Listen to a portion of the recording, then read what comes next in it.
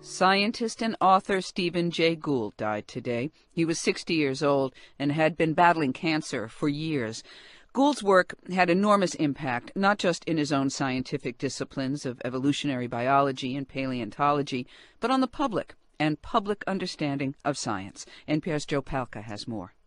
Gould possessed an amazing mind, capable of bringing a dazzling array of facts to any discussion, whether he was talking about his professional passion, evolution, or one of his personal passions, baseball. He also had a sense of humor. In this interview with All Things Considered in 1997 about his book Questioning the Millennium, A Rationalist Guide to a Precisely Arbitrary Countdown, Gould tried to explain the futility of human attempts to impose order on nature. Oh, nature's messy. God is either an incompetent mathematician, a jokester, or he doesn't exist. At least he didn't make anything easy in terms of cycles. There are three natural cycles, right? The Earth turns and has days. It revolves around the sun and has years, and the moon revolves around the Earth, and you have months, and none of them work as even multiples of the other.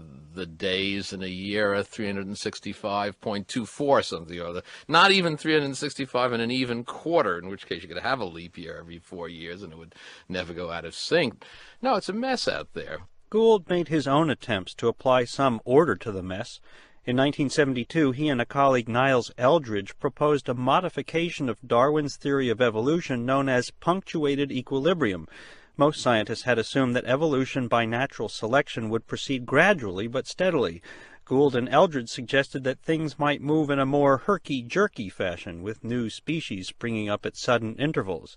Even though punctuated equilibrium has been controversial, Gould's commitment to the basic principles of evolutionary theory was never shaken, and he led public campaigns to make certain that evolution was taught in schools. Gould was a prolific writer, both for scientific and popular audiences. He wrote a weekly column for Natural History magazine for more than 25 years. Many of the columns became the source for such books as The Mismeasure of Man and The Panda's Thumb. Gould remained active even as he battled his cancer. His latest book, The Structure of Evolutionary Theory, was published last month, all 1,464 pages of it. Joe Palca, NPR News, Washington. Biologist and author Stephen Jay Gould has died of cancer. He was 60 years old. For more than 3 decades, Gould has been one of the most articulate science spokesmen. He was, like astronomer Carl Sagan, one of the few scientists to maintain a strong scientific reputation while spending much of his time writing for a non-scientific audience. NPR's Joe Palca reports. Stephen Jay Gould was born in New York City in 1941, where he developed 2 of his lifelong passions. As an early and frequent visitor to the American Museum of Natural History, Gould became fascinated by paleontology and what could be learned from the fossil record. He also became an ardent Yankees fan, despite spending most of his adult life as a professor at Harvard University, just across the river from the Boston Red Sox. Gould's most famous contribution to biology came in 1972, when he and colleague Niles Eldredge proposed a modification of Darwin's evolution theory called punctuated equilibrium. That modification suggested evolution by natural selection moved not in a slow, methodical way, but in a series of jerky steps.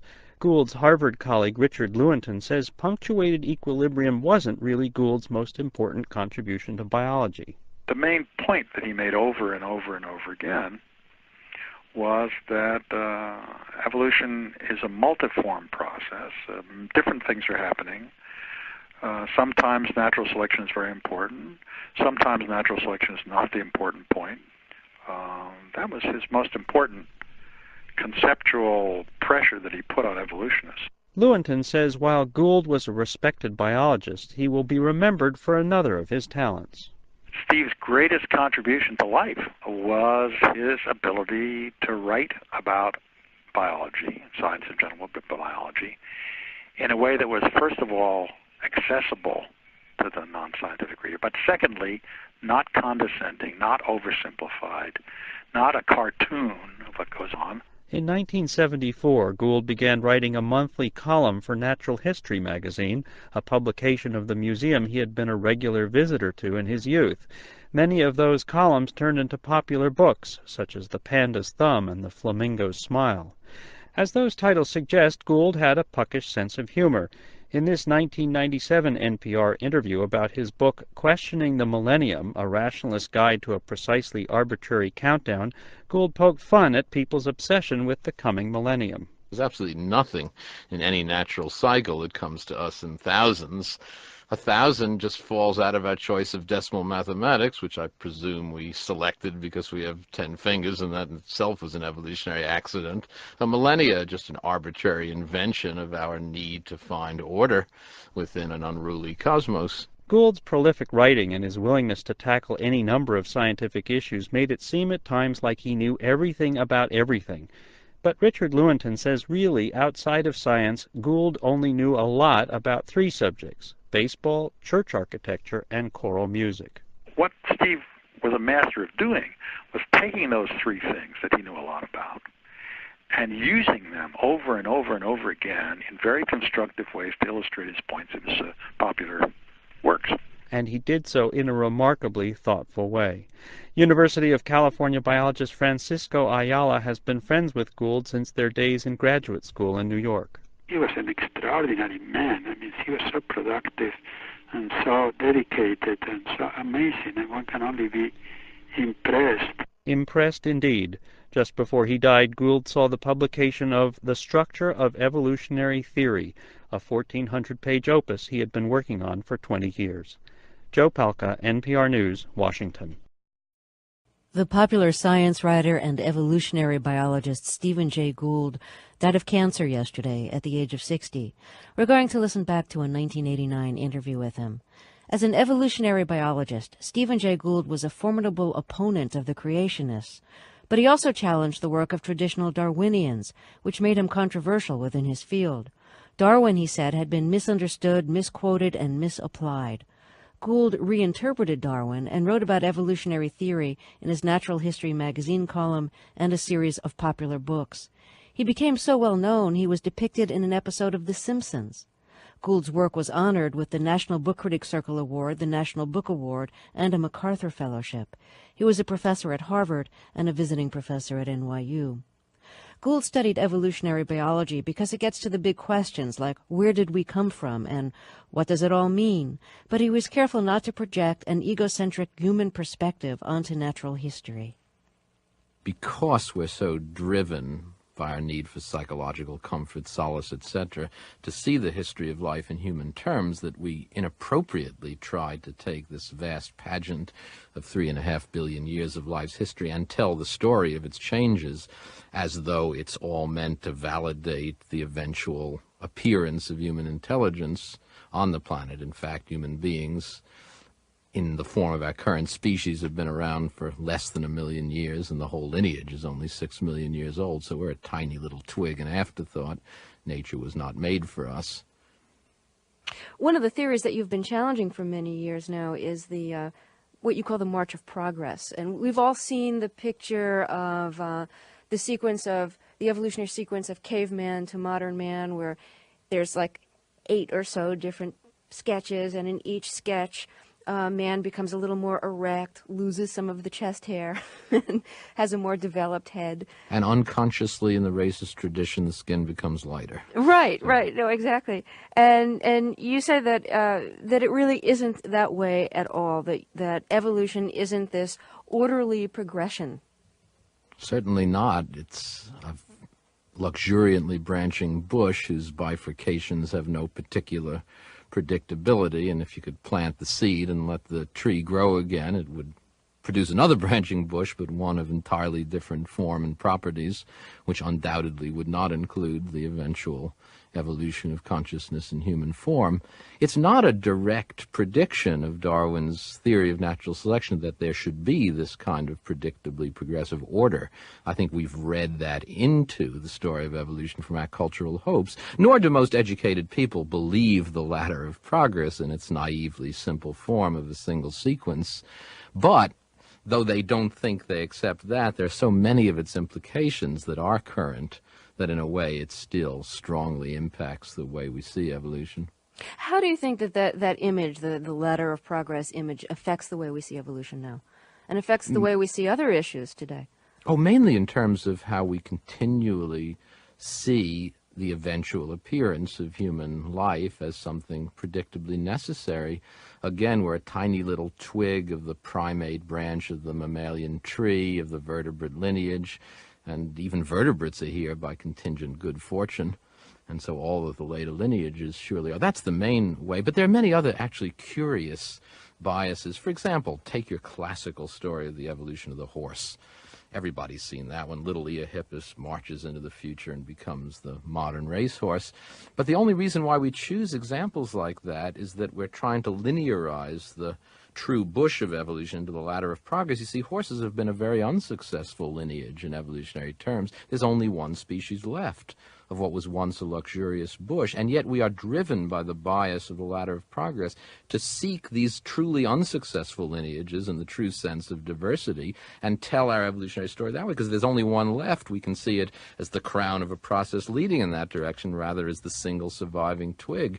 There's never a classical evolutionary story about the evolution of antelopes or of rodents or of bats. Those are the great success stories of mammalian evolution, the truly successful lineages with hundreds to thousands of species.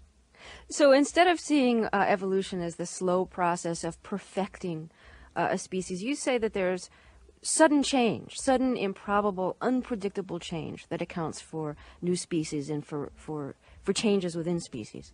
Sudden is a geologically right. relative term. I don't mean overnight. Right. So does this mean that human beings aren't constantly evolving towards a more perfect species, that we're not always evolving toward becoming more intelligent and more physically well-endowed? Well, I won't deny that there's a long-term trend, and I don't have a particularly unconventional reading of it. Yes, if you look to the branching off of the human lineage 6 million years ago, of course there's a trend towards increasing brain size, and I assume that has something to do with the value of consciousness. Nonetheless, what you imply in the question is true. The human species, Homo sapiens, us, evolved about 250,000 years ago, probably, from biochemical evidence. The first fossils are 100,000 or so years old, and there's been no change in the physical body form, brain size, or shape of humans in at least the last 30,000 years. We have good evidence. The people who painted the caves at Lascaux and Altamira are us, and that's pre-agriculture, which means that everything that we call civilization from the origin of agriculture on up has been built by people with unchanged bodies and brains, which does testify to the enormous latent capacity of the evolved human brain, but does also indicate that the progressive character of technology, which I would not deny, I don't mean necessarily good, I mean progressive in the sense that it builds towards something that wasn't before, has been done with unchanged brain and body. Are you challenging the theory of the survival of the fittest, which is not only an evolutionary theory, but it's really become a metaphor for the way a lot of people see their lives? I challenge it as a metaphor. It's, after all, first of all, it's only a metaphorical phrase to describe Darwin's process of natural selection. In some ways, it's an unfortunate phrase. Darwin got it from Spencer. The word fit is ambiguous in Darwinian theory. Fitness is really reproductive success. The creatures that are successful in Darwin's world are those that leave more surviving offspring for whatever reason.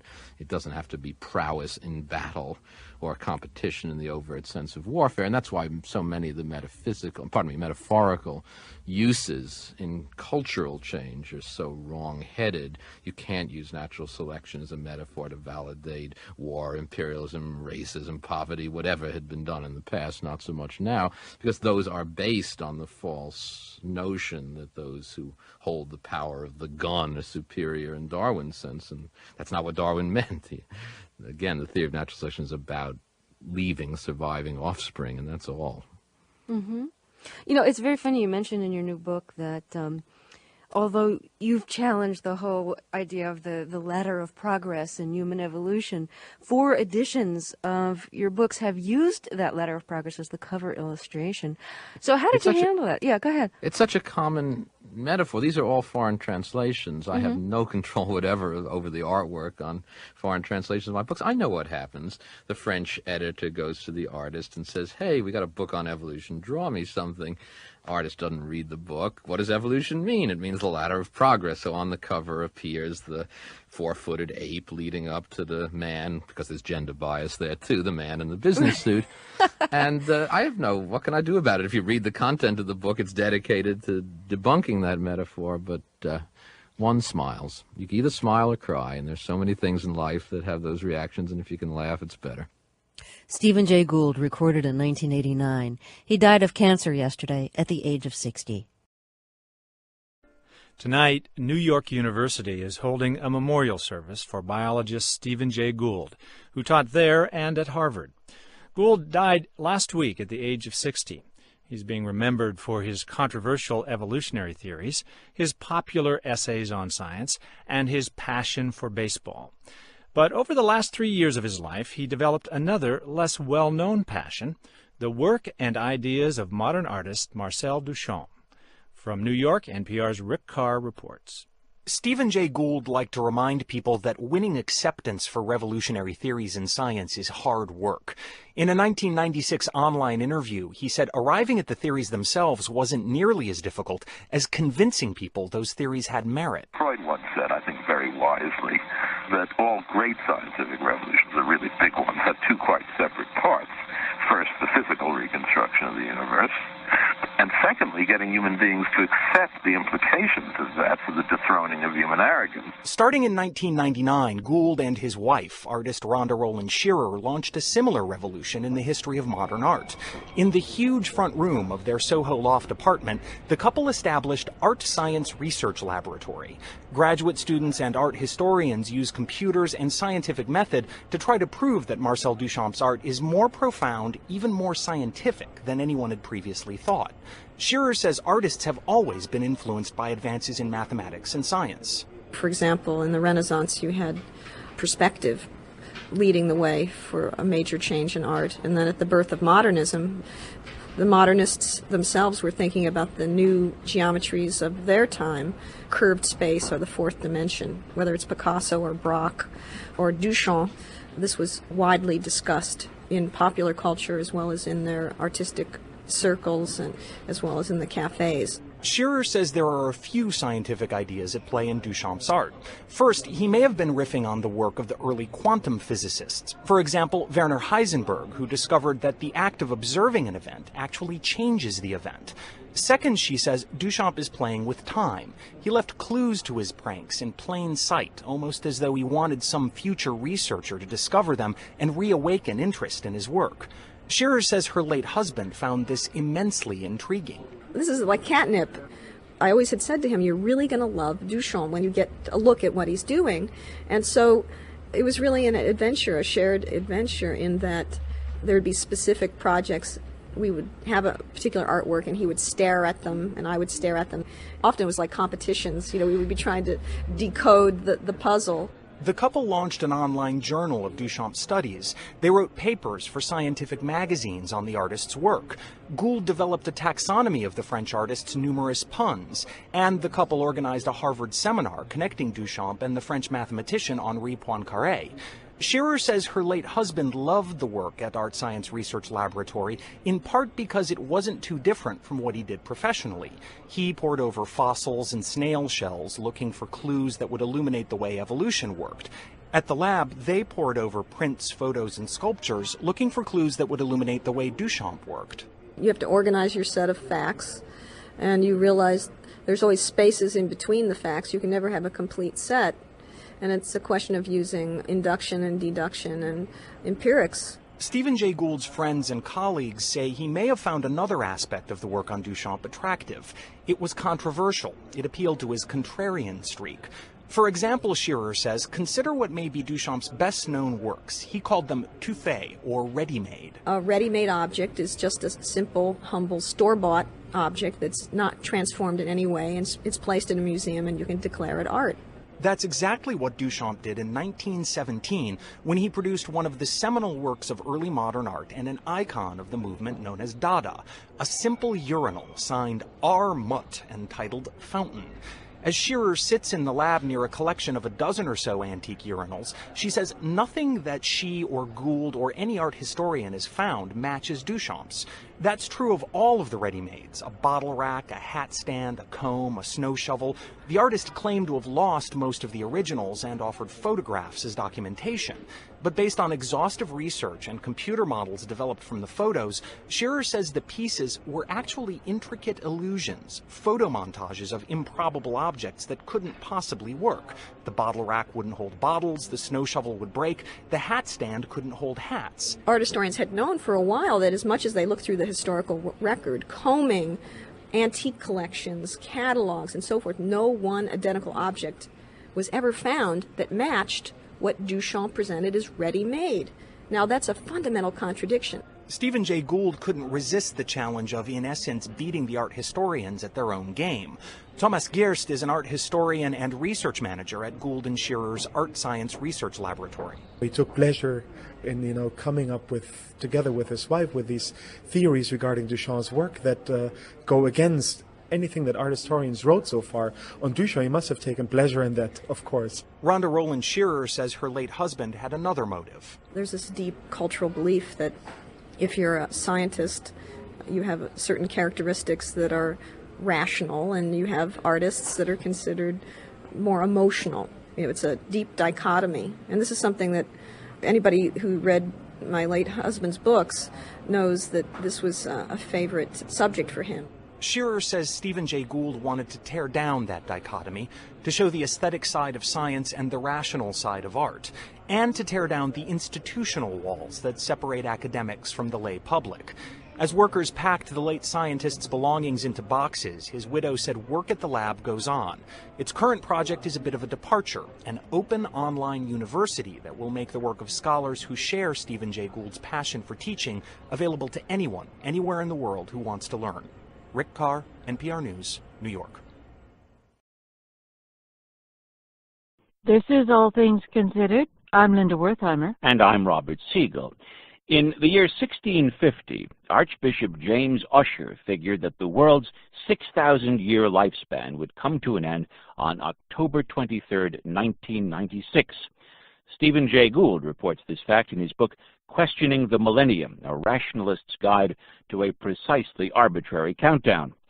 Gould, the Harvard biologist and hardcore baseball fan, reports that while history did not end on that day, the Yankees did stage a brilliant comeback against the Atlanta Braves in the World Series.